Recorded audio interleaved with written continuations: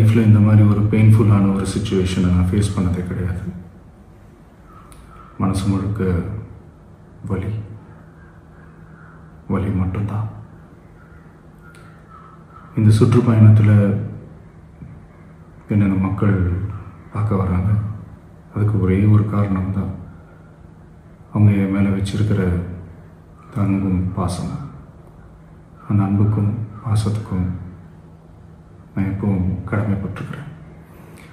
அதனால தான் இந்த சுற்றுப்பயணத்தில் மற்ற எல்லா விஷயங்களையும் தாண்டி மக்களுடைய சேஃப்டி, அதில் எந்த காம்ப்ரமைஸும் பண்ணிடக்கூடாதுன்றதுக்காக தான் அது என் மனசில் ரொம்ப ஆழமாக இருக்கும் அந்த எண்ணம்.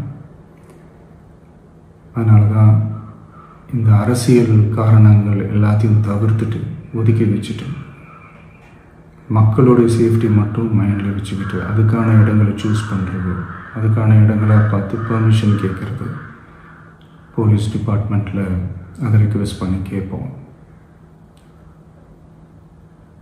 ஆனால் நடக்கக்கூடாதது நடந்துருச்சு.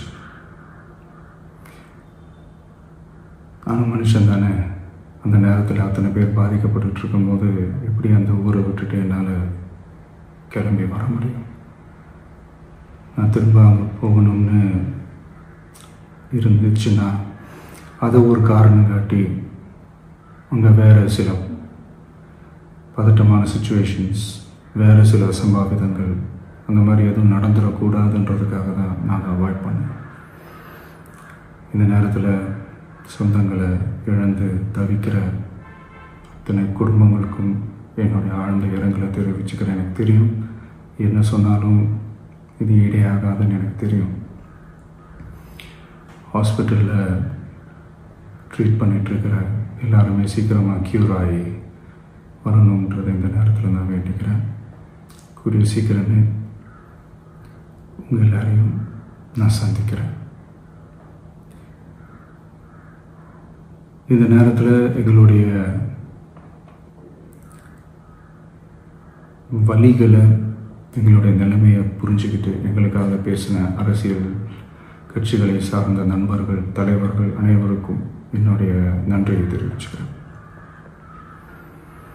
கிட்டத்தட்ட ஒரு 5 மாவட்டத்துக்கு பிரச்சாரத்துக்கு போனோம்.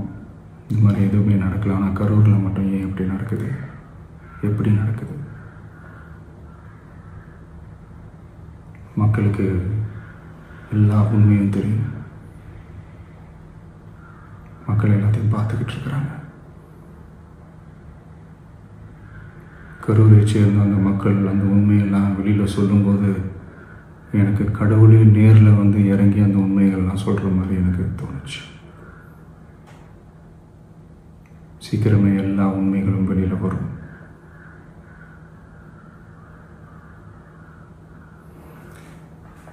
எங்களுக்கு தரப்பட்ட இடத்துல நாங்கள் போய் அந்த ஸ்பாட்டில் நின்று நாங்கள் பேசிட்டு வந்தோம். அதை தாண்டி எந்த தவறும் எங்கள் சைடில் நாங்கள் எதுவுமே செய்யலை. பட் இருந்தாலும் எங்கள் கட்சியை சேர்ந்த நிர்வாகிகள், தோழர்கள் மேலே எஃப்ஐஆர், அது மட்டும் இல்லை சோஷியல் மீடியாவை சேர்ந்த நண்பர்கள், தோழர்கள், அவங்க மேலே எஃப்ஐஆர்லாம் போட்டு இப்போ பிடிச்சிக்கிட்டு இருக்கிறாங்க.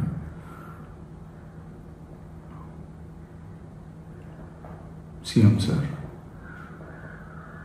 உங்களுக்கு ஏதாவது இந்த பழி வாங்கணும் அப்படின்ற எண்ணம் ஏதாவது இருந்துச்சுன்னா என்ன வேணாலும் பண்ணுங்க. அவங்க மேலே கை வைக்காதீங்க. நான் ஒன்று வீட்டில் இருப்பேன், இல்லை நான் ஆஃபீஸில் இருப்பேன். என்ன வேணாலும் செய்யுங்க.